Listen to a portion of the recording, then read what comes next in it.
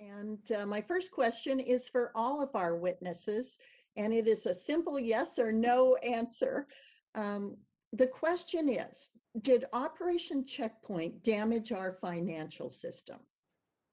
Or excuse me, Operation Choke Point. I'll start with Dr. Cochran. I haven't studied it enough to be able to comment for you. Sorry. Thank you. Dr. Zeiker? Yeah, I think that Operation Choke Point was deeply corrosive to the rule of law and our constitutional institutions. It was a blatant attempt to bypass Congress and implement a politicized allocation of credit in a way that disfavored politically unpopular industries. Thank you. Ms. Waite, do you have an opinion about Operation Choke Point? I also have not studied it enough to have an opinion about this. Thank you. Mr. Keohane, and excuse me if I butchered your name. That's okay, Senator. I'm afraid I'm in the same boat as Dr. Cochran and Ms. Waite. And Mr. Gelzinis. Senator, I can't speak to the Department of Justice portion, nor the specifics of some of the financial regulatory actions. I just say, though, that it's important to remember that reputational risk is financial risk. Well, thank you. I'm going to then ask Dr. Zeiker to respond further on this point. To me, the climate change related proposals being discussed sound a lot like Operation Choke Point.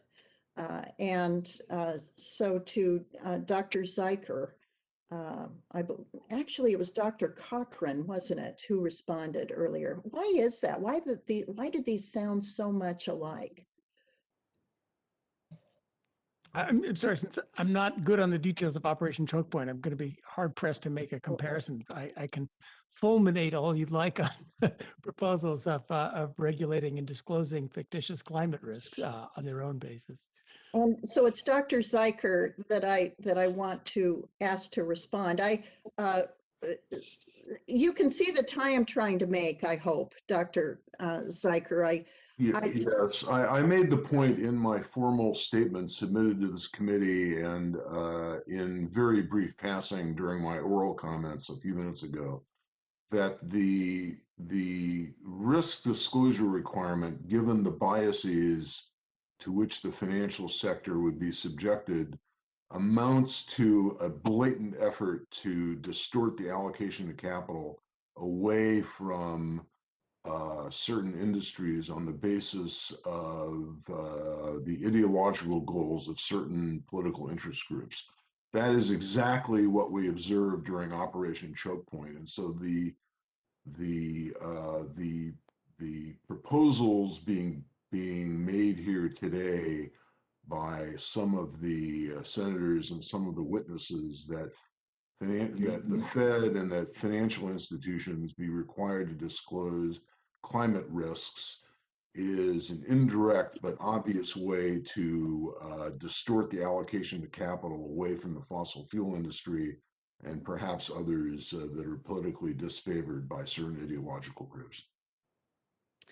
And further, do you believe that there's consensus on how we should mitigate climate risk in the financial system? No, there's no consensus on the extent to which climate change is caused by man or as a result of natural phenomena. It's a combination of both.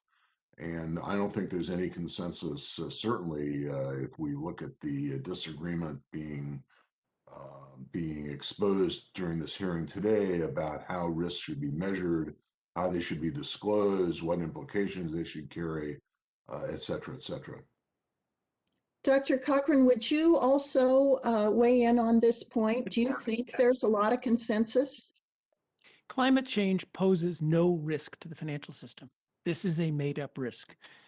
So there's no consensus in the sense that we're just asking banks to make up numbers to please regulators.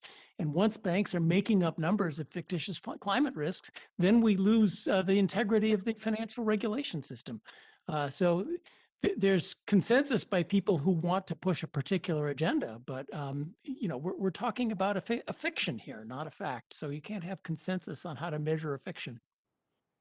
Well, thank you all witnesses. And for those of you who are unfamiliar with Operation Choke Point, which I confess I was unfamiliar with it too, you might go back and look at it, because I think that it is something worth referring to, and it is a cautionary tale as we engage in this discussion. Thank you, Mr. Chairman. I yield back. Thank you.